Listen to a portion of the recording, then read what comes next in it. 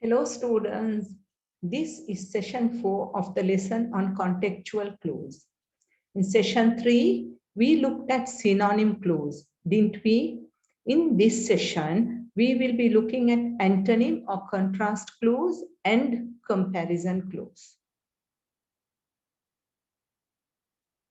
Do you know what antonyms are? An antonym is a word opposite in meaning to another. For example, good is the antonym of bad. What are antonym clues then? In an antonym context clue or opposite meaning context clue, the writer uses a word or phrase that contrasts the meaning of an unfamiliar with the meaning of a familiar term. On the other hand, in a comparison context clue, the writer compares the meaning of a familiar with the meaning of an unfamiliar term. Let us first look at an example of an antonym or contrast contextual clue to see how it works. Take a minute to read the text.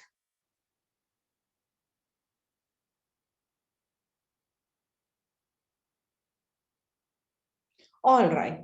In this example, to move back is an antonym of to remain. How did we deduce it? You might have noticed that the writer has used the signal word or to introduce the antonym clue. The writer has used another clue also. Can you guess what it is? Yes, the explanation clue with commas to explain what relocated means. I'm sure you have by now realized that looking for context clues is one technique that is helpful for readers to understand unfamiliar or difficult words in a text. Let us now look at an example of a comparison or contrast contextual clue. Take a minute to read the text.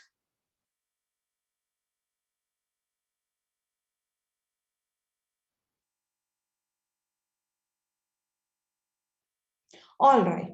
In this example, economists are compared to astronomers and evolutionary biologists and contrasted with physicists. How do we know? You might have noticed that the writer has used the signal word like to introduce the comparison and the signal word by contrast to introduce the contrast clue in fact. By the way, what do the words make do mean? To make do? What do you think it means? Look at the information that comes before and after.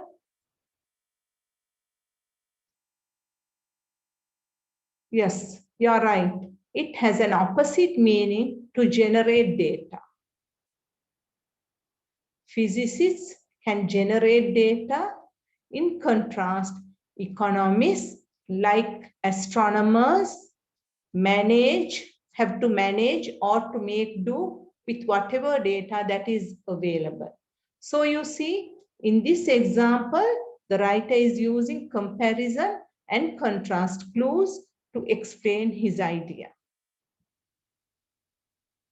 Keep in mind, when a writer uses a word that has the opposite meaning of the unknown word, for example, scarcity, surplus, inflow, outflow, we call it an antonym or contrast clue. Antonym clues can appear in the same sentence or sentences that come before or after. A writer usually uses words such as but, however, although, otherwise, unless, instead of, on the contrary, on the other hand, while, unlike, to signal antonym clues. In a comparison clue, the writer compares the meaning of a familiar word with that of an unfamiliar word. A writer usually uses like, words such as like, as, similar to, in the same way, likewise, resembling, to, also, to signal comparison clause. Comparison clause also can appear in the same sentence or sentences that come before or after. Let us look at another example now. Take a minute to read the example. Right. What do the words reticent and reserved mean in this example? Try to unlock the meaning by looking at the information given around the words. Has the writer given you any clues? He has, hasn't he?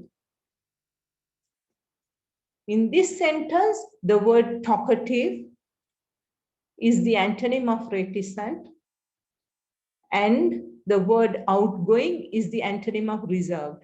How did we deduce it? You might have noticed that the writer has used the signal word but to introduce the antonym. I hope you are now familiar with antonym and comparison contrast clues. All right, this is the end of session 4. In session 5, we will be looking at example clues. See you soon. Thank you.